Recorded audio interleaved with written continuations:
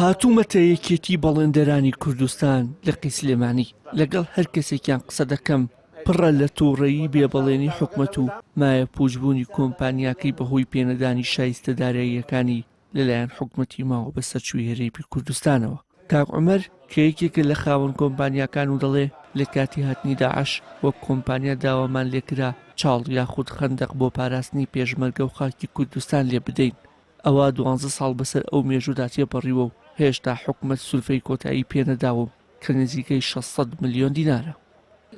بەڵێ لە کاتی شەڕی داعشە نێردرا بە دوای منە لەلایەن وزارەتی پێشمەرگەوە بۆ دروستکردنی خەندەقێک لە نێوان داعش و پێشمەرگەیە کە شوێنێکە نزیک دبس بوو بە بەرەولای کەرکووک.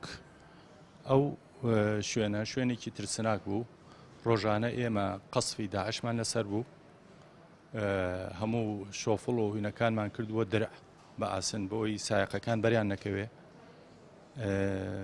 بە هیلاکێکی زۆر بە ترسێکی زۆرەوە چەکدارماندا نابوو، خۆمان بەرامبەر ئەوان پێشمەرگە لەگەڵمان نابوو. هەنێک پرۆژەکەمان لە کاتی خۆیان تەواو کرد بە وتەی مەسئولەکانی ئەو شوێنە.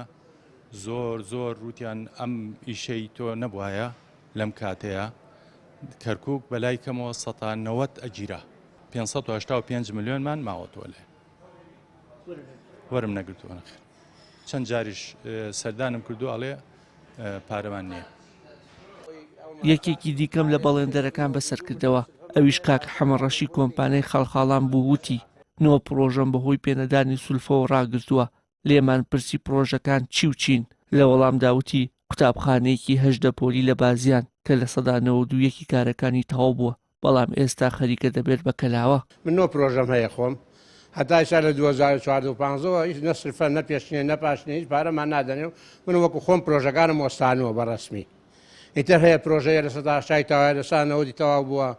ئیتر وەزعەکە ئاوایە پارە بۆ مقاول سەرف ناکرێەوە. ئەگەر پارە بۆ مقاول سەرف کرێ ئێمە بەیانی ئێمڕۆ پارەم بە سەرفکە من بەمای هەفتەیەکەم ئیش و ئیشەکان خۆم جێبەجێەکەم.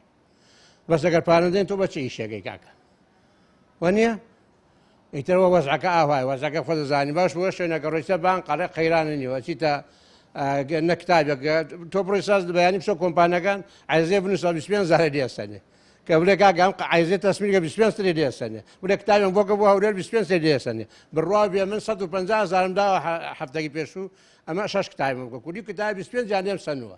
ئەخر ماقولێت تۆ کتاب لێ 25,000 دێسەنێ.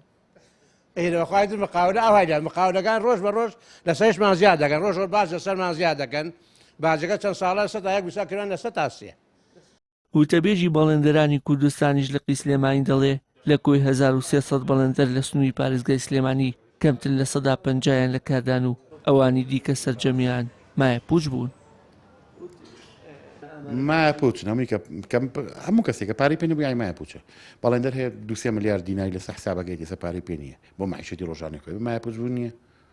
چی بەیانی لەو زیاتر زۆرمان هەوڵاوە وایان لێکردین کە بێئومێد بین، ینی ناومێد بین لە شتەکان.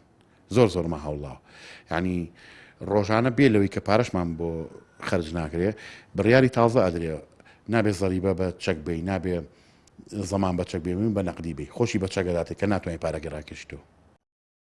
بەشێکی زۆری ئەو پارەشی بە بەڵێندەرەکان دراوە چەکی بانکیە و ناکرێت بە پارە. لە کاتی بوونی هەر باجێکیش لەسەر بەڵێندەرەکان حکومەت لەسەر ڕەسیدەکانیان پارەکە ناشکێنێتەوە و داوای پارەی نەقدی دەکات. ئەمەش گرفتێکی دیکەی بەردەم ئەم توێژەیە. وشار محەممەد، کەناڵی ئاسمانی پەیام، سلێمانی.